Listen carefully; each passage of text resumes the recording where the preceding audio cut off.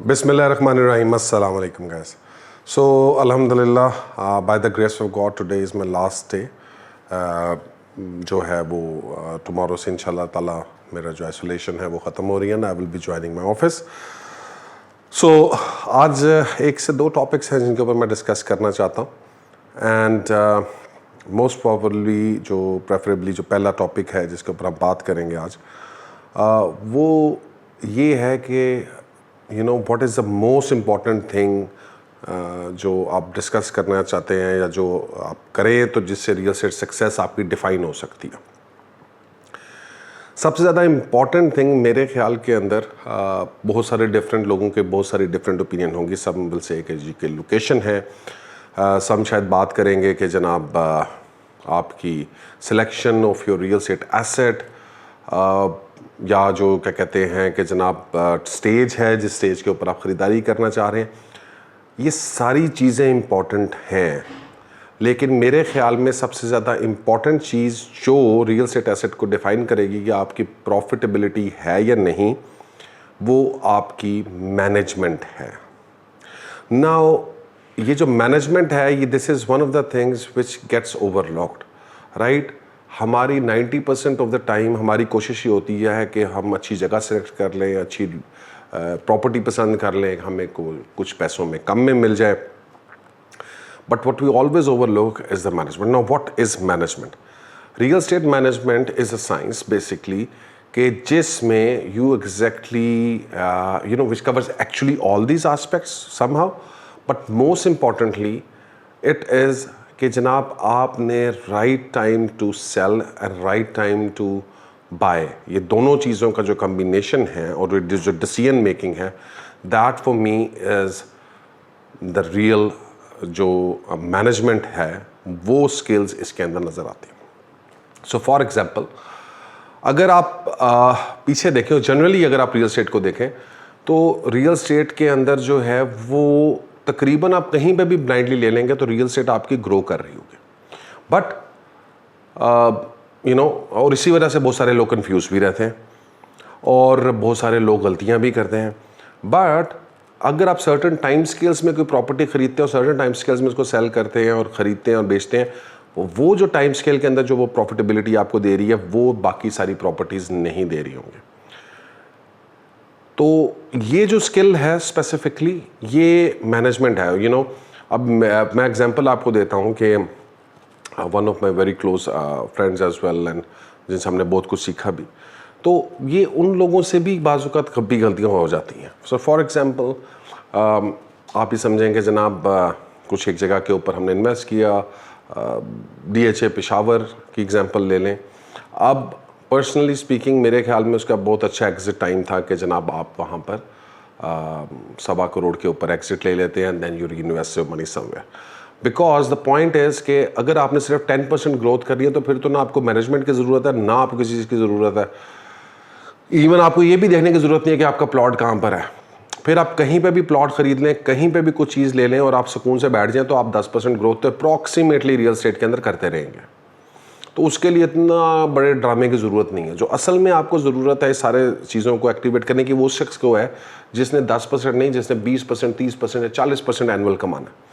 और वहाँ पे जब आप आ जाएंगे तो there you have to come and find a way कि जनाब you can make money and that is not possible without the proper management.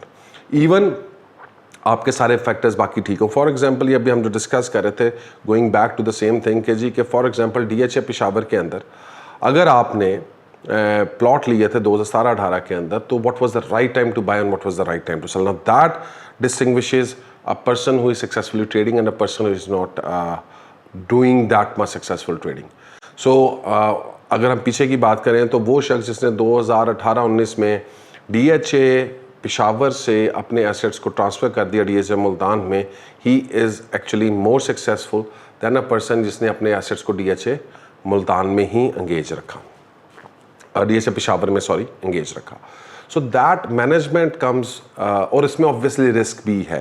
I am not going to say कि जनाब ज़ाहिरी बात है कि एक जगह सक्सेसफुल है, ज़रूरी नहीं है कि दूसरी जगह उतनी सक्सेसफुल हो.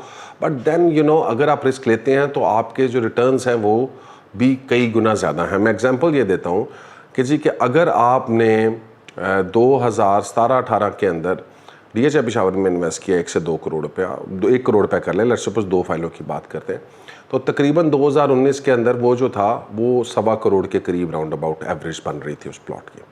तो आपने जो 1 करोड़ रुपया इन्वेस्ट किया था वो 2 सालों में तकरीबन 2.5 करोड़ रुपया, नहीं तो आप 2.25 करोड़ रुपया कर लें, तो 2.25 करोड़ रुपया था।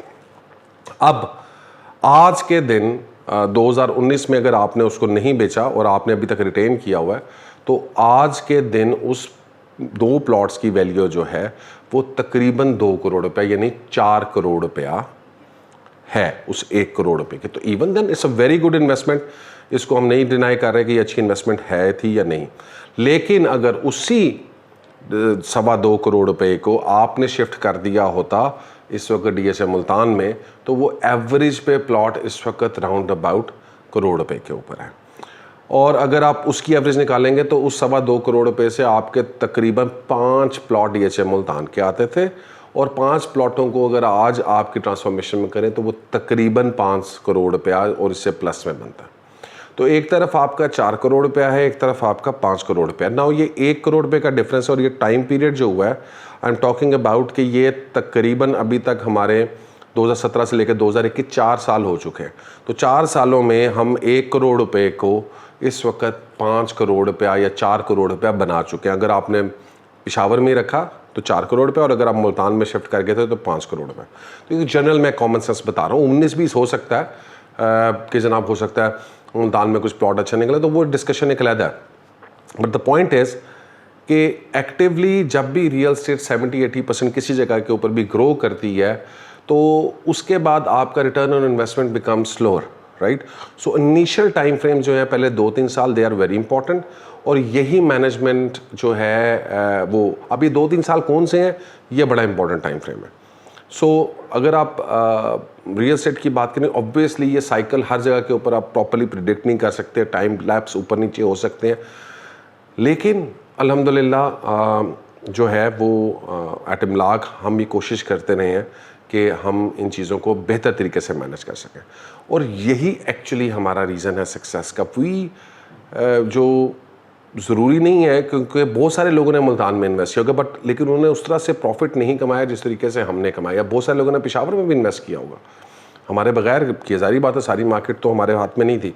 बट एक्चुअली हमने जो काम किया वो ये किया कि हमने राइट टाइम के ऊपर एंट्रीज की और राइट टाइम के ऊपर एक्सेस की, which made our investments much more profitable than anyone else, and that is our asset management system and programs which we run for our clients. So if you are interested and you want कि जनाब हम आपके assets को manage करें, इनके बारे में इनको सही रास्ते पे इनको इन्वेस्ट करें और सही जगह के ऊपर इनको जो है यूटिलाइज़ करें, so give us a call and इंशाल्लाह ताला यू विल सी कि जो पोर्टफोलियो आप हमें देंगे that will grow much quicker than the other portfolio which is not being managed by us. So guys, that is all, and take care. Allah Hafiz.